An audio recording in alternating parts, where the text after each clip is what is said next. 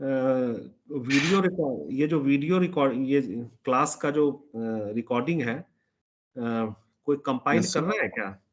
कोई इसमें है इस तरह का जो कि कंपाइल करके सर इसके हमारे पास पास है?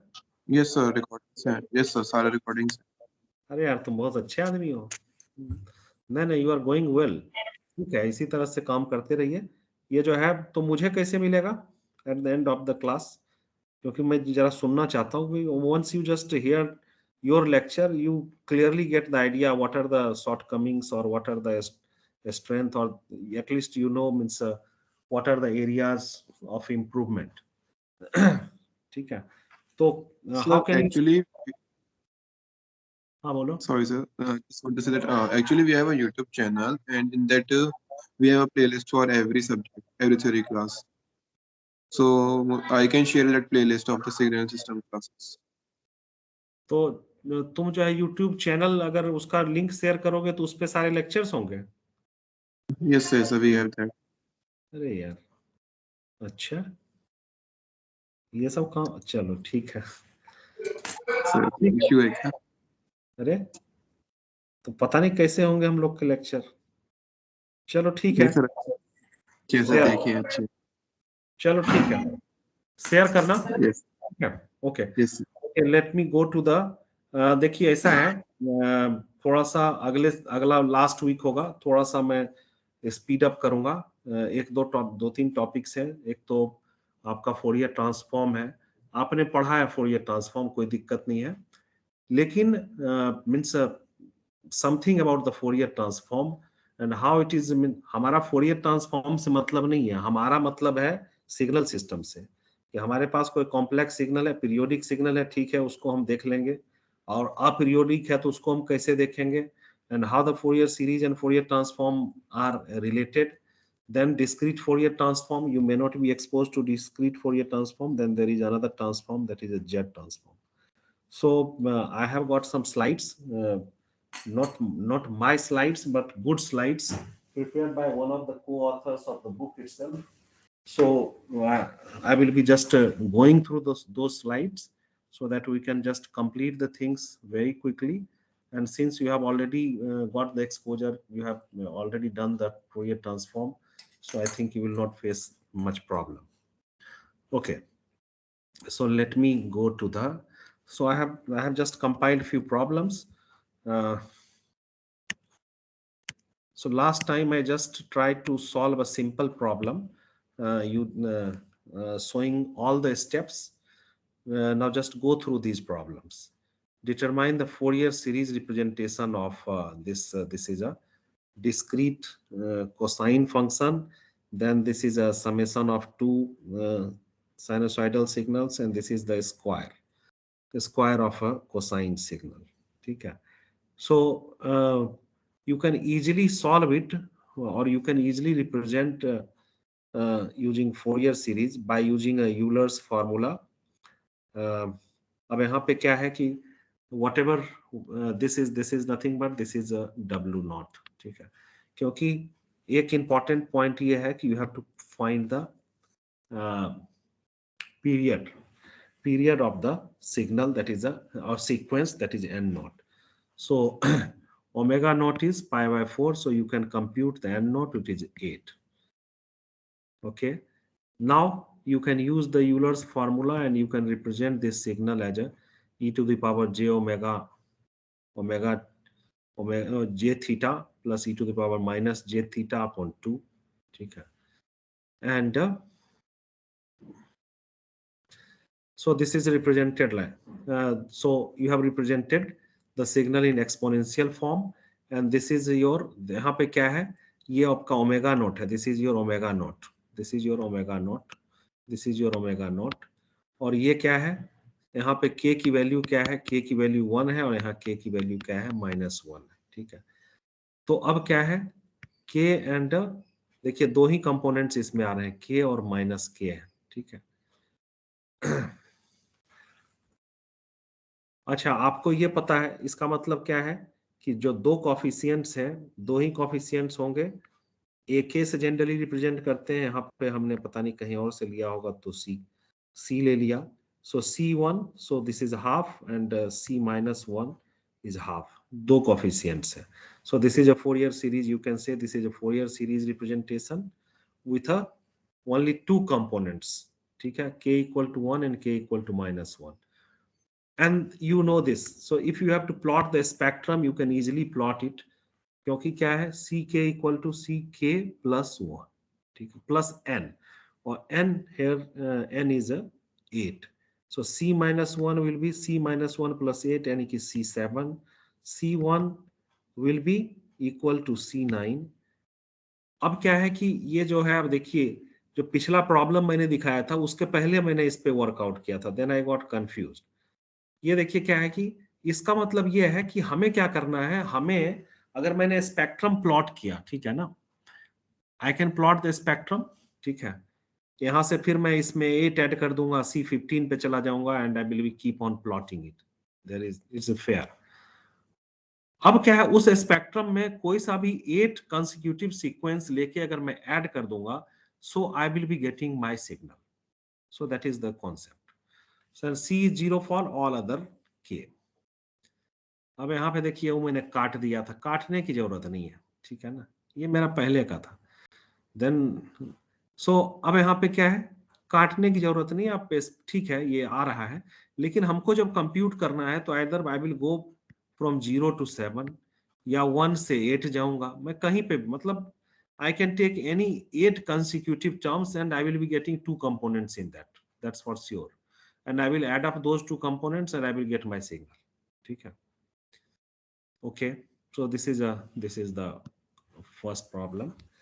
Then the second one is there are two sinusoidal signals, and you know how to find the period of this kind of signal. ठीक है, आप इसका इंडिविजुअल क्या करोगे, पहले पीरियड निकालोगे. सो 2 pi by this n, 2 pi by omega, so n you get as a 6.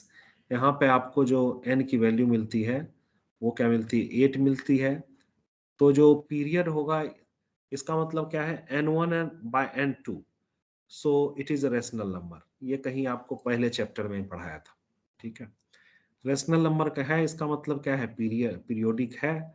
और क्योंकि पीरियोडिक नहीं भी हो सकता है, आपने देखा है, मैंने आपको दिखाया है कि एक साइनोसॉइडल सिग्नल पीरियोडिक नहीं भी हो सकता है, ठीक है. और वो क्या होगा अगर रेशियो क्या है कि रेशनल नंबर नहीं है, कुछ रूट में आ गया, so that is not going to be periodic.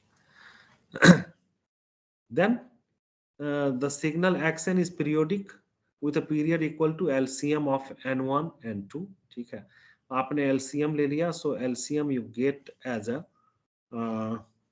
n note, that is a 24, और n नोट आपको मिल गया, तो ओमेगा नोट जो है, ठीक है, फंडामेंटल फ्रीक्वेंसी, वो क्या होगा, 2 pi bye n not, so that is a pi by 12. Okay, now represent the sequence xn in exponential form. अब आप जो है अपना यूलर्स फार्मूला यूज करिए और साइन कॉस को जैसे रिप्रेजेंट करते हैं, आपने रिप्रेजेंट कर दिया, ठीक है ना. अब मुझे देखना है कि भाई ये कौन सा, ये जो है एक्सपोनेंशियल सिग्नल किस कोफिशिएंट को बिलोंग करता है, मतलब k की वैल्यू क्या है. तो हमने क्या किया, ये ओमेगा नोट, ये क्या होता है, j k omega naught n, इस फॉर्म में लाने की कोशिश करेंगे. सो यहाँ पे हमने क्या किया, ऊपर 4 से नीचे 4 से मल्टीप्लाई किया, so this is pi by, this becomes pi by 12 which is omega naught, ठीक है. And then I am clear that what are the values of k represented by each complex exponential appearing here, ठीक है. अब इसको मैं जब आगे देखूंगा, सो दिस अब ये क्या है, इस फॉर्म में आ गया. अब यहाँ पे क्या है, देखिए यहाँ पे ये क्या है, ये जो कॉम्प्लेक्स एक्सपोनेंशियल कौन सा रिप्रेजेंट कर रहा है, c-4 या a-4, ठीक है. ये किसको रिप्रेजेंट कर रहा है, ये किसका कॉफिशिएंट है, ये देखिए यहाँ पे ये -3, k इक्वल टू -3 है यहाँ पे, ठीक है. और ये हो गया k इक्वल टू +3 हो गया, k इक्वल टू +4 हो गया, ठीक है. So you have a 4 coefficients here, ck minus 1, ck plus 1, ck minus c minus 4, c4, and c minus 3, and c plus 3. ठीक है. So I have written the coefficients. ठीक है. Whatever I have observed in the sequence, so I have written the coefficients. 4 coefficients are there. अब इसकी value देखिए. अब value हमको पता ही है. अब ये क्या है? So if I add 24, so this is equivalent to C20. This is equivalent to C21. ठीक है. और this is equivalent to C27. This is equivalent to C28. और ये हमने काट दिया. ये काटने का कोई मतलब है नहीं इसे. ठीक है ना. हमको क्या करना है? Then I have to plot the spectrum. ये स्पेक्ट्रम हमने प्लॉट कर दिया. और हमको क्या करना है? इस स्पेक्ट्रम से अगर मुझे निकालना है सिग्नल. ठीक है. So what I will be doing, I will be just adding up 20 n equal to 24 na. 24 consecutive sequences I can take. ठीक है. So I can take any range I can take. Means I can take any 24 consecutive components. ठीक है. और numbers, और उसमें जो components आ रहे हैं आप उसको add up कर दीजिए, and that is representing your summation of that is representing your sequence. ठीक है. लेकिन हाँ, ऐसा नहीं है इसको ऐड करने की जरूरत नहीं. आपको बस 20, आपको 24, जैसे 0 से आप जा रहे हो तो 0 से आपको 23 तक जाना है यहाँ पे. ठीक है. या फिर आप अगर आप क्या कर सकते हो? अब यहाँ पे जैसे आप देखो माइनस प्लस दोनों में आ रहा है, तो मान लीजिए कि आप -10 ले रहे हो या फिर -10 ले लिया आपने, तो कहां तक जाओगे? +13 तक चले जाओगे. आप कोई कुछ भी ले लो, कोई सा भी रेंज ले लो. ठीक है. 24 सीक्वेंस आप कहीं पे भी ले सकते हो स्पेक्ट्रम. ठीक है. ओके. अब आ गया ये. तो एक बात तो जान लो कि जैसे ही क्या है, अगर साइनसॉइडल सिग्नल का स्क्वायर है, इसका मतलब जो है इस उसमें जो फ्रीक्वेंसी कंपोनेंट आ रहा है, ये सपोज मान लीजिए ओमेगा है, तो इसमें जो फ्रीक्वेंसी कंपोनेंट आएगा वो 2 ओमेगा आएगा.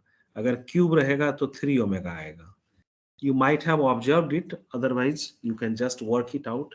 क्योंकि इसको मैं जब इस तरह से आप रिप्रेजेंट करोगे लीनियर फॉर्म में, so it comes out to be 2 omega. ठीक है.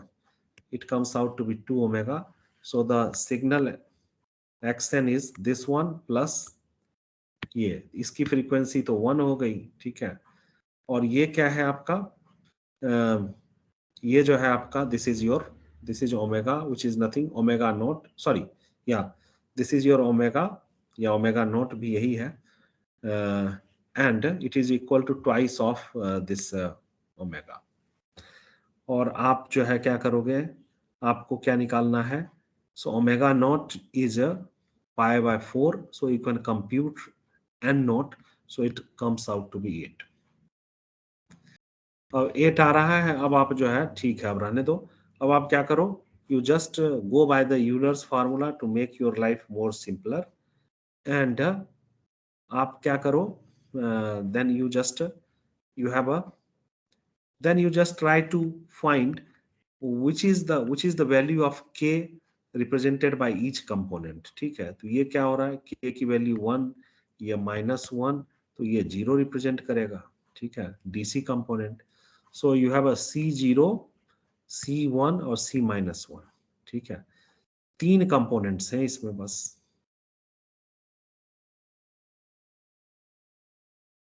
ठीक है.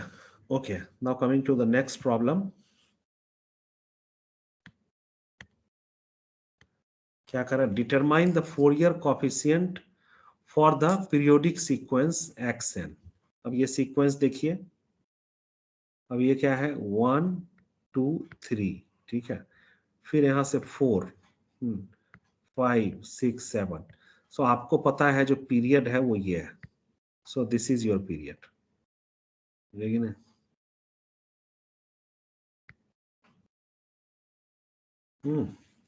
This is your period.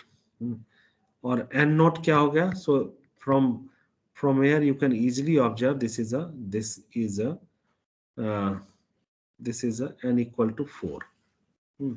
Four components you are so in one period there are 4 components, 0, then 1 2 3, and they are repeated. Value भी इसकी संयोग से वही है 1 2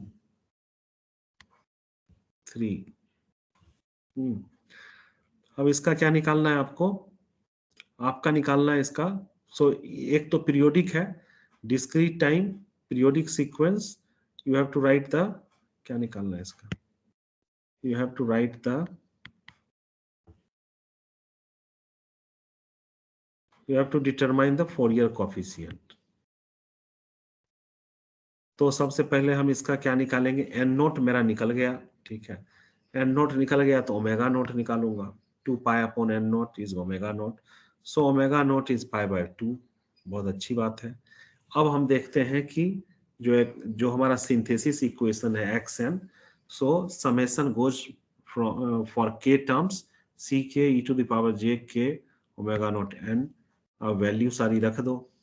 ठीक है, ये क्या हो जाएगा, सो n naught is 4 and this summation goes from 0 to 3 xn then e to the power j k pi by 2n. ठीक है, अब जैसे c0 के लिए आपका k इक्वल टू 0 आपने रखा, तो जो एक्सप्रेशन होगा देखिए 1/4 0 to 3 समेशन जा रहा है xn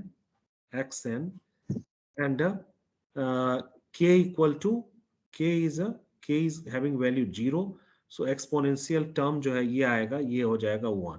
ठीक है, अब आपको जो है you can obtain the value of c0 by just computing this summation. अब यहाँ पे क्या है, xn जो है 0 पे क्या है, उसकी वैल्यू 0 है, 1 पे 1 है, 2 पे 2 है, 3 पे 3 है. So you have done the summation, so you get the value of c0 here. हाँ, बात सब समझ में आ रही है ना?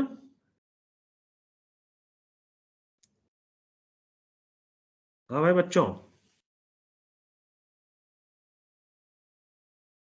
अरे यस सर. हाँ, तो अब क्या है, C1 कंप्यूट करना है. तो आप जो स्टैंडर्ड आपका सिंथेसिस, आपका जो एनालिसिस इक्वेशन है, उसमें डालिए वैल्यूज 1/4 0 to 3 जा रहे हो xn, और यहाँ पे जो है k की वैल्यू 1 है. ठीक है, k की वैल्यू आप 1 रखोगे, सो दिस इज योर.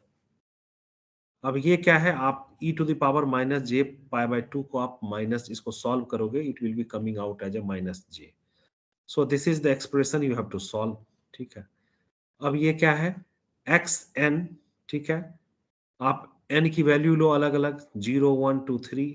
0 पे 0 ही है. ठीक है, 1 पे जो है xn की वैल्यू 1 है, बाकी ये आ रहा है. n इक्वल टू 2 पे ये 2 multiplied by minus j raise to the power 2. n equal to 3 के लिए 3 multiply by minus j raise to the power 3. So if you solve it, it comes out to be minus half plus j half. इसी तरह से आप क्या करोगे, you can compute C2, you can compute C3. ये मैंने सारे steps किए हैं, so you can easily understand that. अब क्या करना है, अब आपको जब एक्सप्रेशन लिखना है, ठीक है, तो आप सारे एक्सप्रेशन लिख दो. जो भी टर्म्स, सारे कोफिशिएंट्स आपने निकाल लिए हैं. 4 कोफिशिएंट्स आएंगे, चारों कोफिशिएंट्स आपने निकाल लिए हैं. ठीक है, so you just put all the coefficients and you get the expression. ठीक है, so this is the expression you get. Now what you have to do, so this is you have to do, this is homework, खुद ही करिएगा. So you have to plot magnitude and phase spectrum of this signal. ठीक है, so this is a Fourier series representation of the signal. So you have to just plot the magnitude and the phase spectrum. Okay, coming to the next problem. consider a sequence. Now this is the sequence. ठीक है, you have to sketch xn, ठीक है, and find the Fourier coefficient ck of xn. ठीक है, बहुत अच्छी बात है. अब यहाँ पे देखिए, अगर आप जो है आप k की वैल्यू अगर आप 0 रखते हैं, k की वैल्यू आप अगर 0 रखते हैं तो आपको क्या मिलता है, xn. ठीक है, k की वैल्यू अगर 1 रखते हैं तो आपको क्या मिलता है, n-4. k की वैल्यू 2 रखते हैं तो क्या मिलता है, n-8. तो देखो, आप फिर उसी तरह से निगेटिव में भी होगा. आप n की वैल्यू -1 रख, k की वैल्यू -1 रखो, -2 रखो, -3 रखो. So what you get, so this is the spectrum. So this is representing, and this is representing n-4. This is representing n-8, and so on. So it will be keep on coming. ठीक है, both sides. So this is you are expected to plot. So you have plotted it. अब आपको क्या करना है, this is a periodic sequence. You have to find the coefficients of this sequence, and so you can go. सबसे पहले क्या है, आप क्या निकाल सकते हो, n0. ठीक है, ये देखो क्या हो रहा है, 0 के बाद 4 से फिर रिपीट हो रहा है. So 0 to 3, so 4, n0 equal to 4. Fundamental period 4 है, फंडामेंटल पीरियड 4 है, तो ओमेगा नॉट भी निकाल लोगे, 2 पाई बाय 4. ये क्या हो गया, पाई बाय 2 हो गया. उसके बाद देखो, एंड ये बड़ा अच्छा है कि इसमें इन्फिनिटी तक जाना नहीं है, एक टाइम पीरियड में ही आपको समेशन करना है. So you have to go from k equal to 0 to 3. ठीक है, ck e to the power j omega naught, which is 2 pi by 4n. ठीक है, और इसको सॉल्व कर दिया, pi by 2. So this is the expression. ठीक है, then you have to compute the coefficients. Coefficients यानी कि this is analysis equation. So 1 by n equal to 0 to n, ठीक है, xn e to the power j k omega naught n. So this is expression for ck. अब c0 आप लीजिए, यानी कि k की वैल्यू आप 0 लीजिए, and you just put the values. ठीक है, आप 0 लोगे तो ये टर्म क्या होगा, 0 ही हो जाएगा, मतलब 1 आ जाएगा. So this is term you get. ठीक है, और आप देखोगे कि यहाँ पे 0 से 3 के बीच में xn जो है, बस एक ही जगह पे ये वैलिड है, और एक ही जगह पे इसकी वैल्यू है, वो कहाँ पे है, x0 पे, बाकी पे वैल्यू नहीं है. So this comes out to be 1/4. ठीक है, so you can just compute. इसी तरह से आप क्या कर सकते हो, अब देखो x0 पे ही वैल्यू है, x0 पे वैल्यू, बाकी पे वैल्यू नहीं है, यानी कि बस आपको समेशन का कोई मतलब नहीं, क्योंकि एक ही पॉइंट है, वहीं पे वैल्यू है, वो कहाँ है, 0 पे. ठीक है, सो x0 पे जो भी वैल्यू है आपको पता है. So this you have to, exponential term you have to compute, and this is your c1. इसी तरह c2 भी निकल के आ जाएगा, c3 भी निकल के आ जाएगा. ठीक है, और सारे का आप मैग्नीट्यूड देखोगे सारे का, क्योंकि ये क्या है, इसका मैग्नीट्यूड 1 ही होगा. So you have to take the magnitude mod, ये क्या है, ck mod. So it will be coming out to be 1/4. ठीक है, for all 4 coefficients. Then you can, if you are interested, you can write the Fourier series expression. If you know the coefficients, there is no issue. Okay. Now the purpose of the whole exercise was that if I have some signal, and if I am dealing with LTI system, then if I am able to represent the signal in Fourier series, then I can easily obtain the response of the LTI system with minimum computation. So this was the objective. Okay. So let us see whether our objective is fulfilled or not. So this is the problem. Problem क्या है? for a continuous time LTI system, if there is a relation between a input and output defined by this differential equation. So find the Fourier series coefficient of yt, ठीक है ना? If xt is given, so xt is given to you. So this is problem 1, this is problem 2, and it appears that xt is a periodic. That's fine. So for a continuous time LTI system, if input is sinusoidal, then response of the system will be given as, how the response will be given, we'll see. अब इसमें क्या है कि इसको हम क्या करते हैं, ये जो एक्सप्रेशन है इसको हम जे ओमेगा के टर्म में, फ्रीक्वेंसी टर्म में लिख सकते हैं. ये आपने कहीं पे सीखा है क्या? This is how I can write this. कहीं न कहीं जरूर सीखा होगा, देखा होगा. हाँ भाई बच्चों,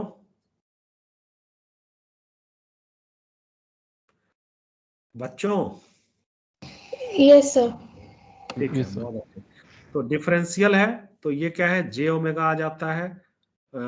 ये आसान होता है, ये लाप्लास में भी, लाप्लास हो सकता है पढ़ा हो वहां पे भी, और जगह जगह पे आपने फोरियर ट्रांसफॉर्म पढ़ा होगा, वहां पे भी पढ़ा होगा.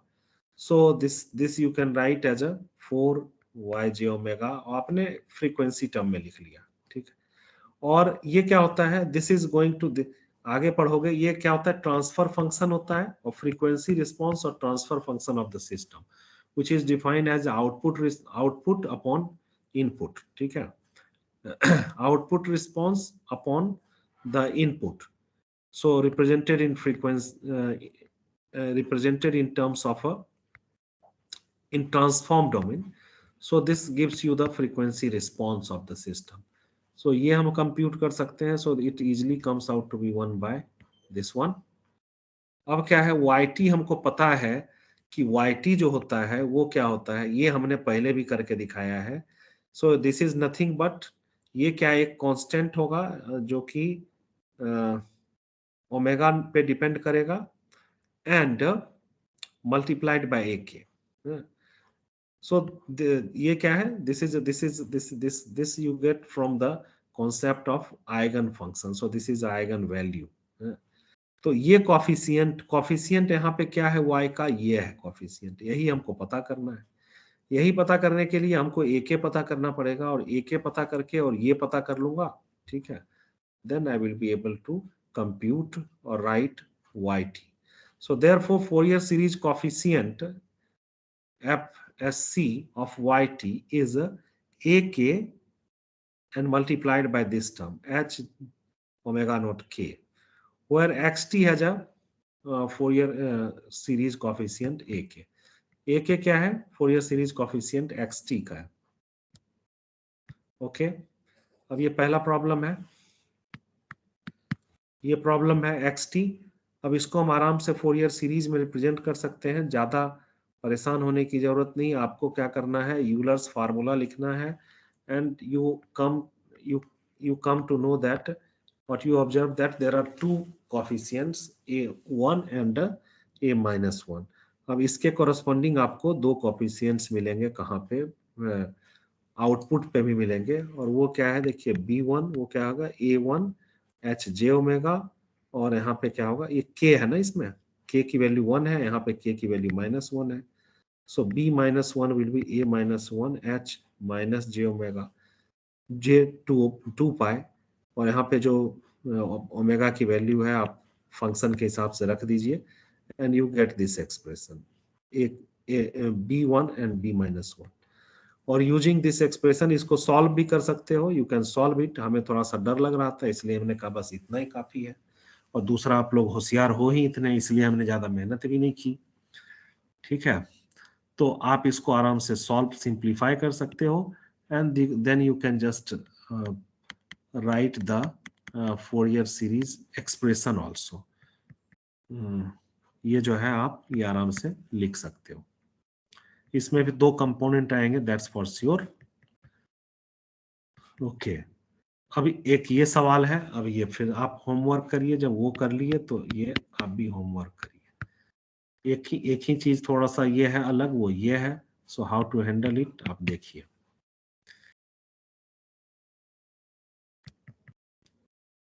उसके बाद क्या है, उसके बाद एक और सवाल करते हैं। LTI सिस्टम विथ इम्पल्स, अब देखिए इम्पल्स रिस्पॉन्स दिया हुआ है इसका, ठीक है। So find the Fourier series coefficient of YT। एक सिस्टम है, उसका इम्पल्स रिस्पॉन्स दिया हुआ है। अब दो सिग्नल्स दिए हुए हैं, XT ये है और XT ये दूसरा सिग्नल है।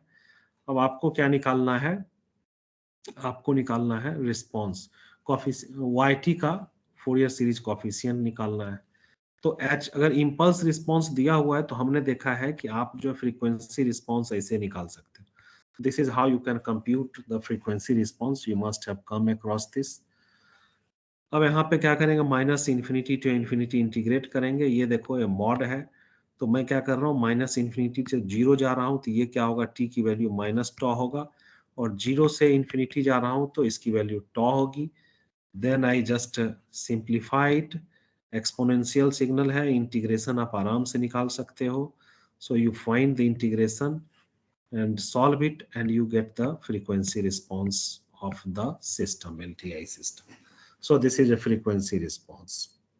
अब आपको क्या निकालना है, अब आपको निकालना है AK की वैल्यू निकालना है, क्योंकि वो भी जरूरी है। अब आप देखिए यहाँ पे आप देखिए इसको अगर प्लॉट करेंगे तो आप n की वैल्यू अलग अलग लीजिए। n की वैल्यू 0 लीजिए तो ये मिलेगा, 1 लीजिए तो ये मिलेगा, 2 लीजिएगा ये मिलेगा, 3 मिलेगा, फिर -1 लीजिएगा तो ये मिलेगा, एंड सो ऑन, ठीक है। तो ये क्या है, एक इम्पल्स ट्रेन है, simple, nothing, no big deal about this. And time period इसका देखिए रिपीट हो रहा है, टाइम पीरियड 1 ही है, omega naught equal to 2π/T, so you get fundamental frequency also. अब आपको क्या निकालना है, AK निकालना है, AK निकालना है। AK कैसे निकालते हैं, किसी एक टाइम इंटरवल में इंटीग्रेट करते हैं XT को। और ये देखिए सीक्वेंस नहीं है, ये सिग्नल क्या है, this signal is a continuous time, this is represented as a continuous, defined as a continuous time signal. कहाँ भाग गया, तो आप देख रहे हो कि ये क्या है, टी, टाइम टी है, ठीक है।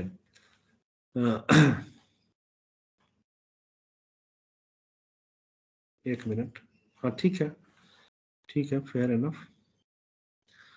अब क्या है, आपको AK कैसे निकालते हैं, किसी एक टाइम इंटरवल में XT और e⁻j k⍵0t को, इसको आप इंटीग्रेट करते हो। अब आप देखोगे किसी भी टाइम इंटरवल में XT जो है उसकी एक ही वैल्यू है। अब जैसे 0 से 1 के इंटरवल में जा रहे हो तो जो 0 पे उसकी वैल्यू है, ठीक है, वो 1 है, ठीक है। तो इसका मतलब क्या है, ये टर्म क्या हो गया, 0 हो गया, ठीक, 0 यहाँ पे रखोगे, इसकी वैल्यू 1 हो गई, ये 1 है ही, ठीक है। So you get only 1 value, ठीक है, कोई इंटीग्रेशन नहीं, यू गेट ओनली 1 वैल्यू, ठीक है। और वो क्या है, t इक्वल टू 0 पे, जैसे मान लो आप 0 से t इंटीग्रेट कर रहे हो तो only at t equal to 0 it is having value 1, तो आपको वैल्यू क्या मिलेगा, AK का 1 मिलेगा, ठीक है।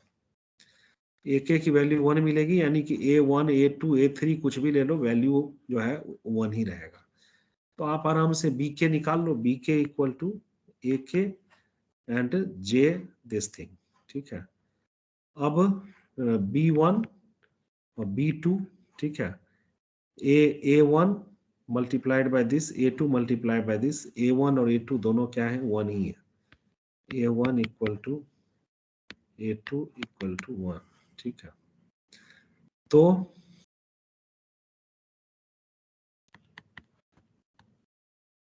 एक मिनट, ये 2 मैं क्यों ले रहा हूं,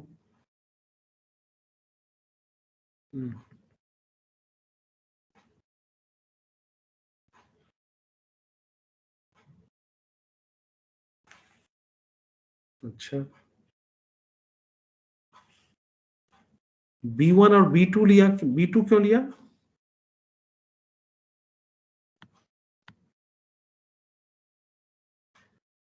fundamental,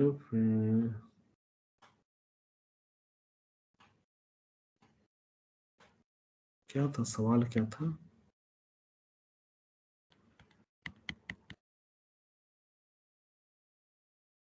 The LTI system impulse response, find the Fourier series coefficient of ये, ठीक है, Fourier series coefficient चाहिए।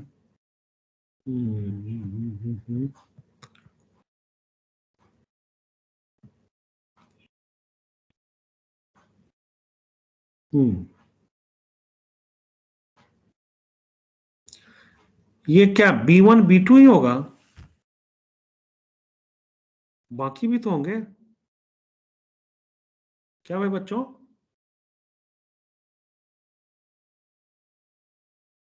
हेलो,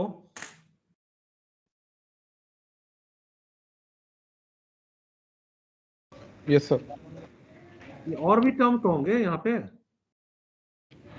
क्योंकि K1 A K equal to 1, तो A K जो क्या है कि वो तो आपका, so it will be defined for all the values, A K A1 A2 A3 A-1 हर एक के लिए डिफाइंड है वो, तो B K भी डिफाइंड होगा नहीं? तो यहाँ पे और भी टर्म निकलने चाहिए क्या? ये लास्ट में कर रहा था, जस्ट लॉस, मतलब बाइंड अप कर रहा था, ये और भी टर्म आने चाहिए ना, और ये टर्म का आपस में कुछ रिलेशन भी होना चाहिए। देखो ये जो है, क्योंकि ये टर्म फिक्स है, ये जो टर्म है ये इसकी वैल्यू सेम ही आएगी लगता है, ये सारे टर्म निकालना, ये शायद एक ही वैल्यू सेम आएगा। आई थिंक ये दोनों इक्वल ही होने चाहिए क्या? J2 ओमेगा 2 पाई, J2 पाई और J4 पाई सेम ही होगा वैल्यू, cos 2 पाई प्लस,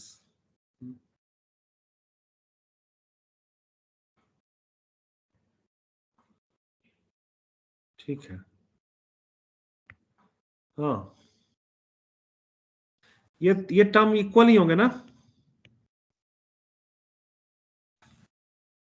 अरे इक्वल होंगे कि नहीं होंगे? Yes sir. इक्वल होगा, इसका मतलब क्या है, सारे टर्म जो है, क्योंकि कॉफिशिएंट सारा आएगा, बी के जो है ये, this is giving you the value of B K and for all values of K, ठीक है? तो I think it will be like this, क्यों ऐसा ही लग रहा है ना? सो ए के कांस्टेंट है, इसका बी के भी कांस्टेंट होगा, कांस्टेंट होगा ना? होगा, और वो खासकर इसलिए हो जाएगा क्योंकि ये क्या है, इसका इसका जो ओमेगा है ना वो 2 पाई है, 2 पाई के बाद ऐसे ही सब रिपीट हो जा रहा है, समझ गए बात को? इसलिए मुझे जो लग रहा है कि bk will be, so this is bk will be b1 equal to b2 and so on, so all the coefficients and all the coefficients will exist, ठीक है? so this is a, बस हो गया, आज का लेक्चर खत्म।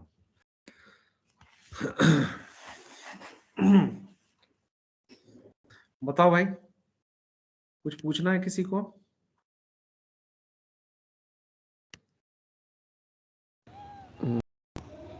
Sir बस एक चीज पूछना था कि हमको एग्जाम्स का शेड्यूल कब तक मिल जाएगा? शेड्यूल मिल जाएगा, देखते हैं, आज नहीं तो मंडे को जरूर मिल जाएगा। ओके ठीक है, ओके। सो चलिए, अगले वीक में 3 क्लास तो मेरे हैं ही।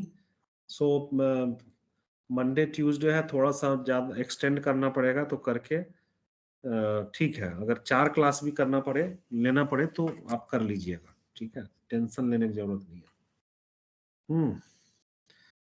और मोस्ट प्रोबेबली मैं स्लाइड यूज करूंगा, तो ठीक है, मेरे लिए भी थोड़ा सा आसान रहेगा और आपके लिए भी आसान रहेगा।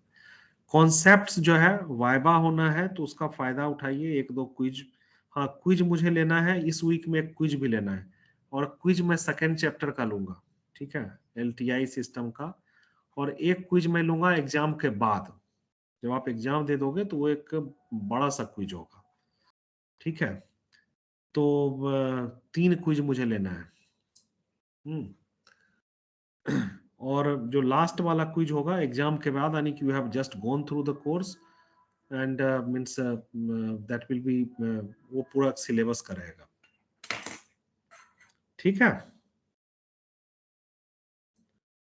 या वो ठीक नहीं है? Yes, sir. Yes, sir. हाँ, चलो ठीक है। So okay, so that's all, let me take attendance.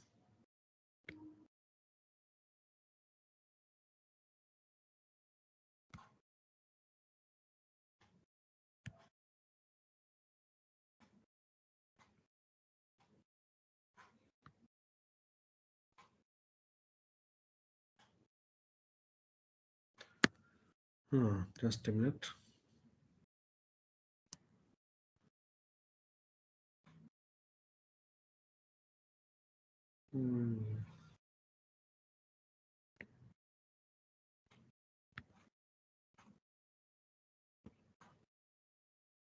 Okay, so that's all for today's class.